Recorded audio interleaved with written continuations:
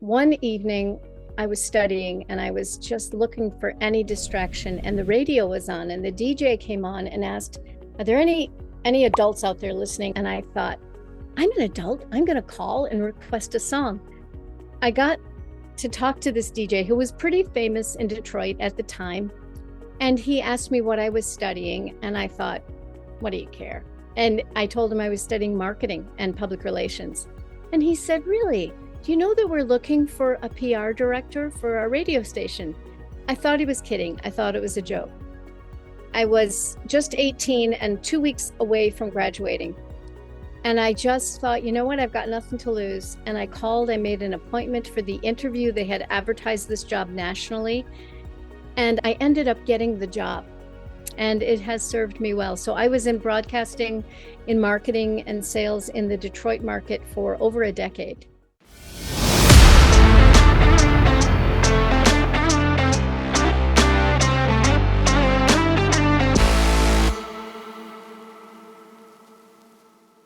Rita, tell us, at what stage in your life did you find yourself? What relationship broke you to discover yourself? To discover myself, that is a phenomenal question, John. um, I will say this. I had an experience when I was 13 years of age that I would not recommend to anyone, but it had such an impact on me. I nearly died. I was very ill. I was given the last rites. I had this severe infection that the doctors could not get a grip on. I had 4 surgeries. It was, I didn't realize it at the time. It was life-changing. But in retrospect, and now I'm 64, I think that experience changed me because I had to mature very quickly. And I realized what was really important. And at 13, I learned these things, and it just set me on a trajectory of optimism, of helping others, of realizing that, we are all part of the plan. And, as my mother always said, his ways are not our ways. And True. it was amazing because as a result of that illness, years later, I met the man who was to become my husband when I was just 17, and we dated for a very long time. He was not Irish. But we married when I was 25, and we wanted to start a family. And that's when I went on a journey that I never planned, which was infertility because of what happened when I was 13. So we ended up adopting 3 children from South Korea. And that in itself was a huge experience. 2 of our sons have special needs. And so it's, things happen. And at the time, it seems like the worst thing in the world. But I think I found myself, and I just learned lessons at a young age very quickly. And interestingly enough, the summer before that, I had spent the summer in Ireland, my mom and my younger brother, and I loved it so much. My mom and I even went to Stephen's Green in Dublin, Dublin. visit the Loretto Abbey to think about maybe I should go to school there. So who knows? Yeah. So effectively what you're saying there, Breda, is that your teenage years or your adolescence years happened very quickly, and you went from being a child to an adult pretty quickly, I would say, because of that life-saving surgery you had and that Mhm. awful infection that you had for a while that threatened your life, and you were given the last rites. So effectively, your adolescence just happened to end pretty quickly, and you had to grow up and adjust to a new way of life very quickly. So, in terms of, you talked there about your childhood. What was your experience or your relationships like in school with your teachers and your friends in school? Um, I'm very fortunate. I live in Michigan, and I'm still friends with people that I met when I was in elementary school or primary school. In fact, 2 weeks ago, we met for lunch. And so we have been friends since the late 1960s. And there's 6 of us, and we get together at least once a year. They were good friends. I still are good friends. I think my relationships sometimes I think, I was on a different plane than many of my friends who were concerned with what I thought to be pretty superficial things. Or again, I just take it back to that experience of maturity and facing death at such a young age, that it just kind of helped me sort things out and not get involved in um, things that might do me harm, right? As teenagers have to make quick decisions and decide who are they going to hang out with, who are their friends, what's important. Um, I was the first member. My parents emigrated from Ireland in the late 1950s, and my three brothers were born in Dublin. And I was the first in my family to attend university. And I graduated, and I just made those decisions about where I wanted to go and what I wanted to do. I wasn't exactly sure where that was going to take me, but I knew I wanted to do some big things. And what were your relationships like with your three older brothers? Oh, that's a great question. So my three older brothers, well, so my dad, um, he grew up in Marino, and he really wanted a daughter. And they had three boys, boom, boom, boom. They moved to America. And my mom has me, and she was very fond of telling people, because I was the first granddaughter. There were tons of boys in the Kellys and the Burns. And she was very fond of telling people that I was her gift from Uncle Sam. I always thought that was a little awkward, but but my brothers were kind of clustered together, and I was always my dad's favorite, my mom's favorite. For there's 5 year span. So growing up, I experienced many privileges and benefits. And then the fact that I nearly died, I think, made it even more special, I suppose. But it was hard because I think my brothers were often resentful. Um, but on the other hand, it fell to me as the only girl. I have four brothers. I have a younger brother who came 5 years after me. So it was an interesting dynamic. It was the boys and Breeda. And it was often challenging, but they looked out for me. So I can't say we were best friends or terribly close because of the age difference. But it was, looking back now, it wasn't fair. And would you get along with your brothers today if you were to meet them, socially or for a family gathering? We do. So we live all over the country. One brother lives in Florida, one brother lives in Atlanta, Georgia, and one brother lives in Michigan. And another one lives in Phoenix. So we're all over the place. My brothers, three of us are still fairly close. One brother, though, has decided to just kind of separate himself after my mother passed away about 12 years ago. And it's unfortunate and it's sad, but I'm respecting his decision. I sent him a note and just said that, I love you. I wish you well. I respect your decision, and my door is always open. And if you want to come, you're welcome. My eldest brother, David, though, the funny story is David was always an old soul, my mom said. And he is, I think, the polar opposite to me. He's the cranky old man. He's the original get off my lawn old man living in the south of Florida. But he's doing pretty well now. And my youngest brother, John Fitzgerald Kelly, JFK, and I are the closest. And we speak every week. And he comes to visit, and I go to visit him. And we've also visited other brothers. So I think it's hard as we age. Our families, we're separate, and here anyway, the distance is so great. It's hard because you get in your own family patterns and your own way of life, and as adults, the relationships are certainly different. Yeah, of course, I understand that. I was a bit of a sickly child myself, and one thing as a result of that was my parents were, especially my dad, more than my mom, they were overprotective of me. And because of your illness, were your parents overprotective of you, or did they let you, live life to the full or the best you could?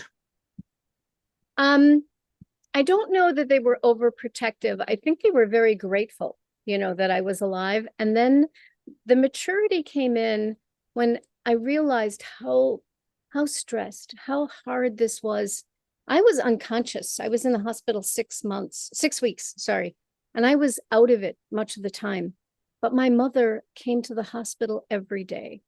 my father came often after he'd been to the pub, which was not good. But I think I took great pains to not worry my parents as a teenager. So I wasn't a wild child. And when I would go out with friends, I just, I was never grounded or got in trouble because I was always thinking about, well, I don't want them to worry.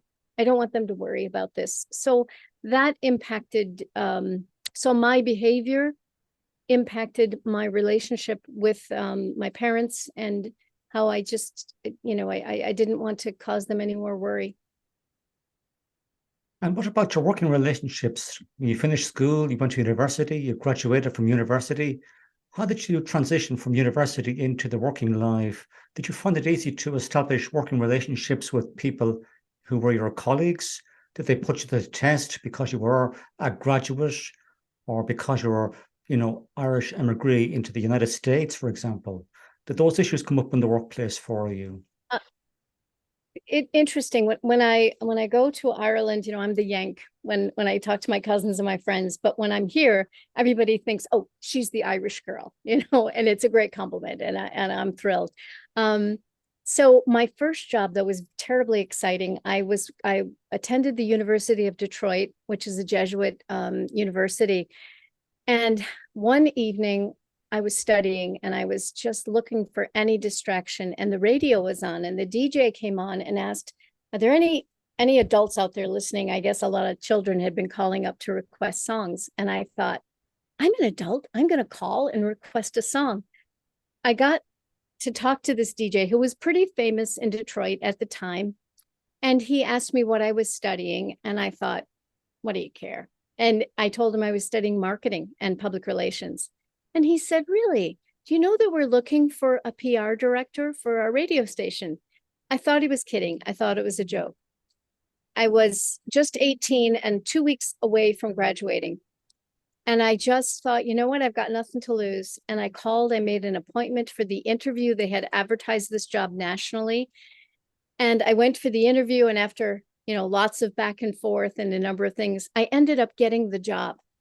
And since then, I've realized that when you have an opportunity, it's up to you to seize it. You can blow it off. You can say, oh, they'd never hire me. I'm still in school, or I don't have any qualifications. But it was my favorite radio station, and I really felt that I could do the job. And anyway, it ended up happening, but it set the tone for me to have the courage to raise my hand, to make the phone call, to follow up, to do something, even if I've never done it before.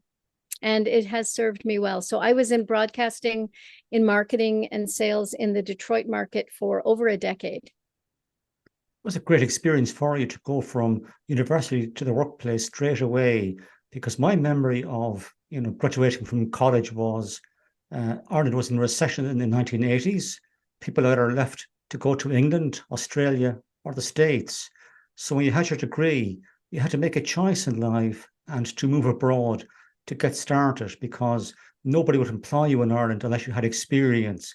And to get experience, you had to work abroad to get a start, get experience under your belt, and then to look back maybe towards moving back to Ireland eventually. And that happened for me. So well done to you.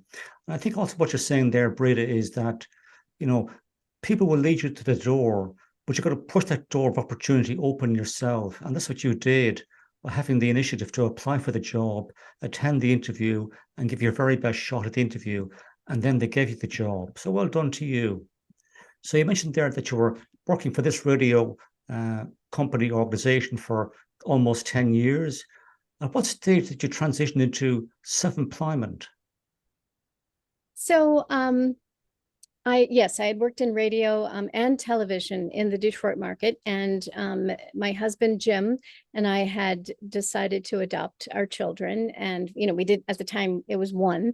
And as I was waiting for him to come from South Korea, it was quite an ordeal. My mom was able to look after him for me, so I didn't have to worry about it. But I realized, well, at the time I had left radio and was in television, and I had the culture in the television station was dreadful. People would arrive there at 7 a.m. and stay till 7 or 8 at night. And I had a young infant now who was 6 or 7 months of age, because I did have a maternity leave for him. And I realized that, so I would come in at 8 a.m. Starting time was actually 9 a.m., but I'd come in at 8, and it was a pretty long drive from my home. And I would leave 5:30 or so, maybe 6. And a couple of times people commented to me, "Oh, half day." And I thought, no, that's not a half day. That's a full day of work. And it was not a good environment, and it wasn't conducive to the life that I wanted to lead. And I realized life was too short. My baby was only going to be a baby for a minute. And I decided, you know what, I'm going to do things in my own way, in my own style. And my husband was very supportive. So I ended up leaving that job and going out on my own. I was teaching the Dale Carnegie course on the side at the same time that I was working in the television station. And so I decided to up that and did that. I won't say it full time, but I did it more regularly. And that was a great professional outlet for me. At the same time, being able to be home during the day with this baby that we had waited for so long and wanted so badly. It's a great experience to have, because I was just talking to Steve Lowell there very recently, and he did the Dale Carnegie training. Now, he was about to sign up to become a trainer in his own right, but for whatever reason, he decided not to proceed with it, long term. But it gave him a start as a professional speaker, and it got him in front of audiences. So, he found it very invaluable in that regard. And from there, he was able to go out to Rotary clubs, to Lions clubs, to Toastmasters clubs to develop his keynote. So did you find being a Dale Carnegie trainer, a useful experience in becoming the keynote speaker, a person who could run their own training organization? Oh, absolutely. The life lessons, people who have never taken Dale Carnegie training, I think there are an awful lot of misconceptions about what it is about. It is not about being, first of all, it does not teach you to be a professional speaker, but if you are at all nervous or concerned about your ability to get up in front of a group, it's brilliant, because you have to learn to be concise and to make your point in 2 minutes, and to have this formula that will just give you the courage. And the topics are always things that it's about you. You are the expert. No one in the audience is going to question you when you tell the story. And it's really powerful stuff. It teaches you the most important lessons about dealing with other people, about human relations. The 3 C's: don't criticize, condemn, or complain. Thinking of other people. It's powerful stuff. And I think it helped me in ways that I can't even imagine. But yes, it definitely gave me the confidence to become the professional speaker that I am, the storyteller, and then to go on and do these other really exciting projects that I'm involved in right now. I think from a personal perspective, I read How to Win Friends and Influence People. And what I got from that is everybody has their own story. Respect other people's stories and their opinions of life. It's not all about you. Everybody has that story. They're entitled to be listened to, and show people respect. That's what I got from that experience myself. Absolutely. And the other book that is used in the course is How to Stop Worrying and Start Living.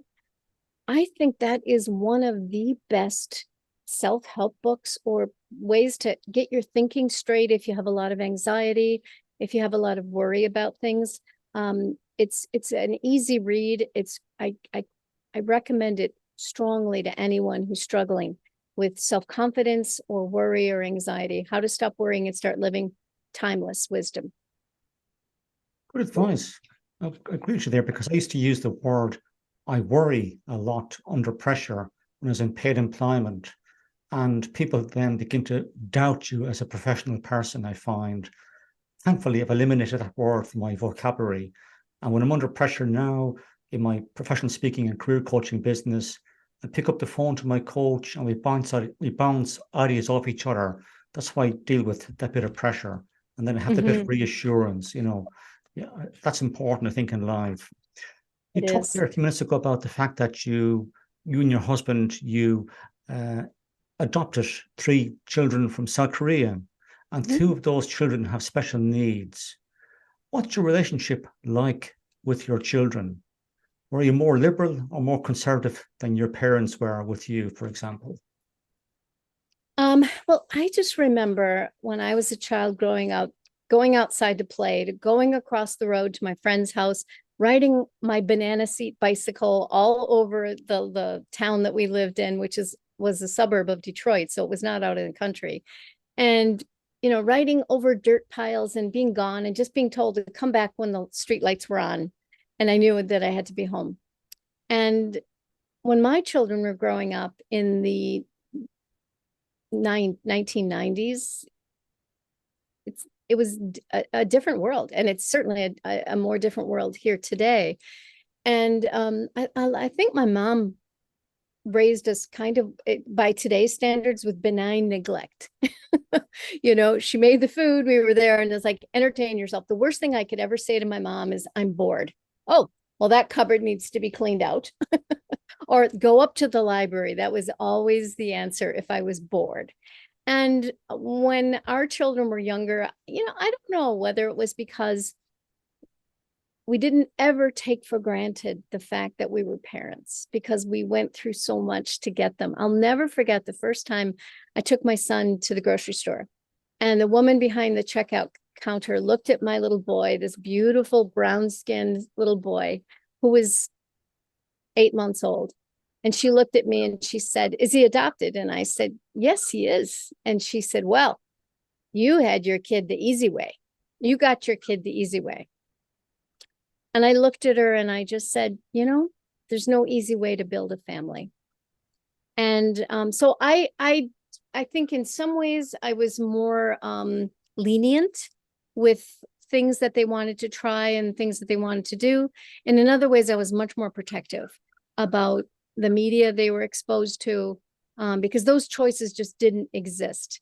And one time I remember in the minivan with my kids, and Daniel, our eldest, was maybe 10. And there was some record, some CD that was on, that was, I think it was Eminem. Okay. And it was unfiltered. And I'm in the car and I just thought, I can't believe I'm letting you listen to this. I found it so offensive. And Daniel pipes up. I said, I am such a bad mom. And he says, oh, Mom, there are worse moms than you. Moms that drink a lot. And I thought, yeah, okay, I'm thinking that's a compliment. I'm not really sure. So I was much more open to being involved in their activities and their experiences than my parents were. But protective as well. Does that answer what you're thinking? Yes, indeed. Yeah, I understand what you're saying there, because you were growing up in the 1960s. There was media, print, like newspapers, magazines. You had TV, you had radio. Of course, in the 1990s, you had the start of the internet and the digital era, where you had CDs. You had the beginning of the internet. You had Microsoft 95, 98. Microsoft 2000, for example. So children were starting to use the internet to explore and learn for themselves. So as a parent or guardian, you had to be protective of your children to make sure they weren't looking at inappropriate sites for their age. So that's understandable, of course. Yeah. Moving along here, Breeda, I have a question for you. Name one relationship you'd like to have again, given another chance. And what would you do better this time?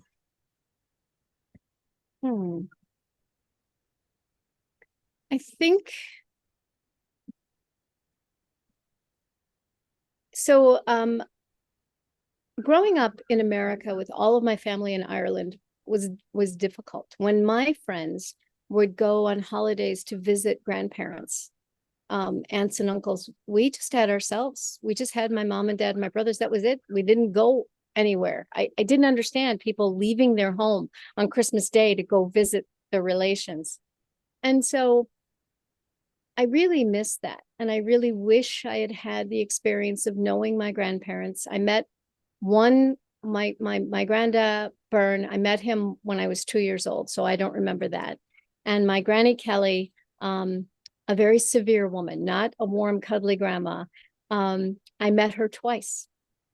And so I really wished that, and this is a magical thinking because it wasn't a choice that I had. It wasn't an option or anything available. And the same holds true for my dad's siblings, who are all gone now. And he had 9. And I was much closer to my mom's siblings. And the good news is I still have one, my Auntie Betty, my mom's younger sister, who's now 93 years of age. She does Great live age. here in the States, not too far away. And she's great. She's fit. She's healthy. She lives independently. And I just have to make sure I take the time to go visit her because it's a full day of travel and then visiting and coming back. And it's very easy to put that off. And so I just went to see her about 2 weeks ago, and I was so thrilled that I did. And of course, when you were, a young child in the 1960s, for example, there was no internet, there was no mobile phones, there was no WhatsApp or Zoom in those days. Mhm. The only way you could keep up connection with your relations in Ireland at the time was by letter, for example, or phone call. But Yes. there was no real human interaction as such. Nowadays, if you were an Irish person living in the States and you wanted to make connection with your relatives in Dublin or Cork or Limerick, wherever the case may be, you can do it over WhatsApp, Zoom. You have that face-to-face interaction, so you're never too far away. And of course, Yeah. flights from Ireland to the States are much more prevalent now, and they're far more keenly prized than they were years ago. When you moved, from Ireland to the States, you had to go by boat primarily, I suppose. It was only a flight was a luxury to be dreamed of for a lot of people. Yeah. Exactly. My mom talks about the flight over that. She said it was a nightmare. It was a 12-hour flight on a propeller plane. And my dad had already come to set things up and get the job. And 12 hours on a plane with my 3 brothers who were just terrors. So it was quite an ordeal. Indeed. And one final question. Looking back at your past, what circumstances would you like to consider as character building blocks that shaped the person you've become today? Well, I've already spoken of one, when I was 13 and I was ill. That was a pivotal moment.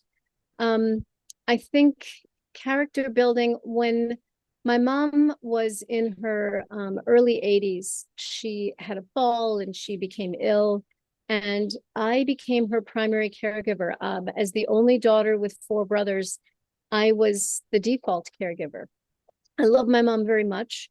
But I didn't know what I didn't know about taking care of a person who was now frail and developing dementia. She did not have Alzheimer's disease. She had vascular dementia. And I had 3 young teenagers. My 2 boys are cognitively impaired. And so I had my hands full, and my mom. And it was exhausting. And it was at the same time the worst time in my life. In hindsight, I'm so grateful that I had those experiences and that I was able to care for her in the way that I did. And honestly, through that experience, that is what propelled me to become a professional speaker, to share the lessons that I learned about being a caregiver. And the most important lesson, which is true for anyone who's caring for another person, is that self-care is not selfish. And caregivers are often the worst when it comes to caring for ourselves, because you feel so guilty and you feel, oh, how dare I go off for a weekend? How dare I go on vacation? How dare I go to see a movie or a film when the person that I'm caring for can't leave the house? And it's an important mindset that I help people to overcome. to realize that if you are a wreck, you're not going to be able to care for anyone.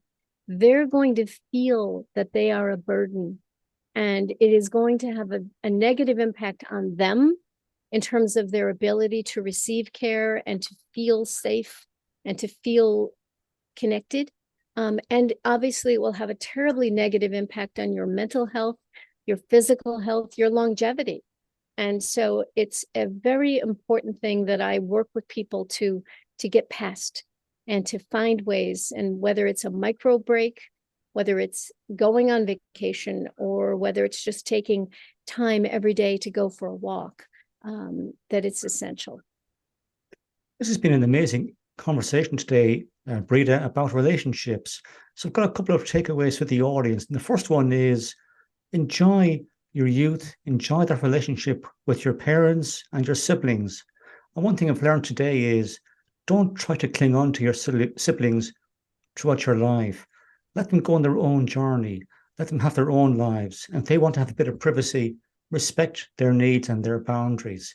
If you want to have an open house with other siblings, that's perfectly okay too. You just have to get the balance right. Secondly, I would say that it's important to set your own stall out in the workplace. Don't follow the leads of other people and work endless hours, because as you said there a minute ago, Breeda, you have to look after your own well-being. Don't be a person who's going to be a people pleaser and say yes to everything. Sometimes people respect you more if you say no firmly and nicely. And thirdly, no matter how busy you are in life, you've got to take time out for yourself to look after your own emotional and physical well-being. So on that note, I'll end today's conversation. It's been a pleasure talking to you today, Breeda. Thank you. I enjoyed it very much, John. My parents were very young when they had me. My mum was only 17. My dad was 19. It was the late 60s. They didn't have any money, didn't have any resources, so they lived with my mum's parents. So up until I was about 6, I grew up in a house that was basically full of dysfunctional adults. It was a family that was very dysfunctional. You know, my nan and my granddad didn't have a relationship, although they still shared the same roof, didn't share the same bedroom. My aunt, I think we would now recognize as having special needs, special educational needs, and an uncle who was only about 7 or 8 years older than me, so you know, was quite sort of jealous that there was this baby around suddenly and young child around, and we just didn't get on at all.